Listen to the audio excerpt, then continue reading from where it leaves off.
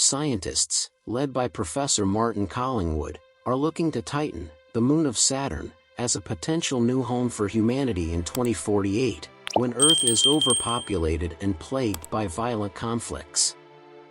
U.S. Air Force fighter pilot Rick Jansen offers to take part in an experiment where 14 test subjects are forced to adjust to Titan's extremely low oxygen atmosphere and extremely cold methane liquids. At the Titan I research area, he is joined by his spouse Abigail, a medical researcher, and their son Lucas. The preliminary findings are encouraging. Rick gains the ability to swim 42 minutes at a time and at amazing speeds. As Rick and the others get used to surroundings that resemble Titans more and more, his training gets more and more intense. When Rick notices that a portion of his hair is falling out, one of the team members passes away from convulsions. Abigail observes that each test subject's veins are getting darker. After suffering a mental collapse, fellow volunteer Zane attacks his wife Rayanne. Rick sits at the bottom of their swimming pool, where a lot of his skin peels off, to relax. As her worry increases, Abigail tests a sample of his blood and discovers that it is, in fact, getting darker.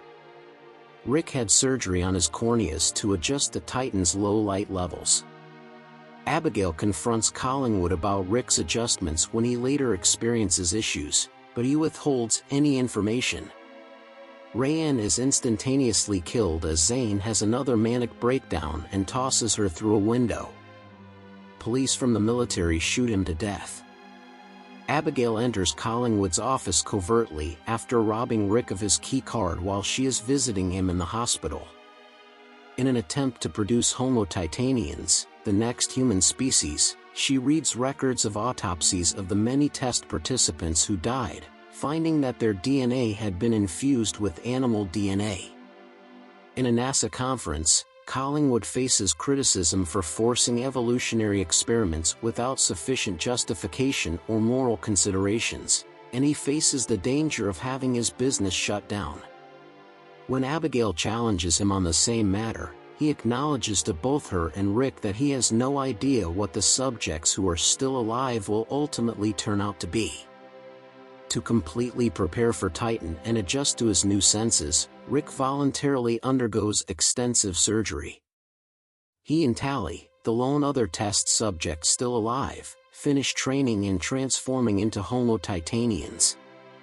When Rick, who has undergone drastic transformation, becomes mute and communicates at a frequency that is inaudible to human ears, Abigail is appalled. After killing her husband, Tally goes to see Rick at his house. Tally and Rick are surrounded by military police, and Abigail and Lucas are hiding.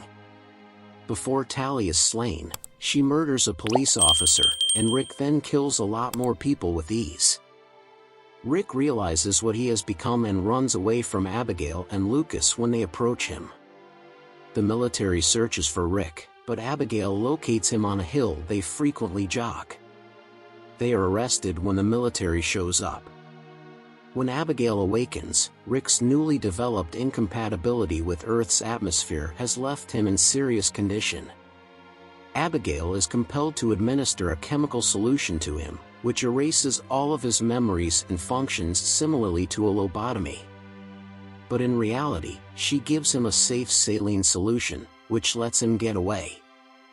As Abigail and Lucas depart with Collingwood's assistant, Dr. Freya Upton, who disapproves of Rick's tactics, Rick starts murdering troops. After discovering Rick severely injured, the group provides first assistance. Upon arriving, Collingwood's troops disregard an order to open fire on Rick, Abigail, Lucas, and Dr. Freya. Collingwood is quickly taken into custody for his betrayal by the colonel, who has been outspokenly opposed to Collingwood's experiments. Dr. Freya and Abigail join the Titan II facility as researchers, employing more moral techniques than Collingwood did. In one scene, Rick is seen exploring Titan and soaring over a methane lake on his own.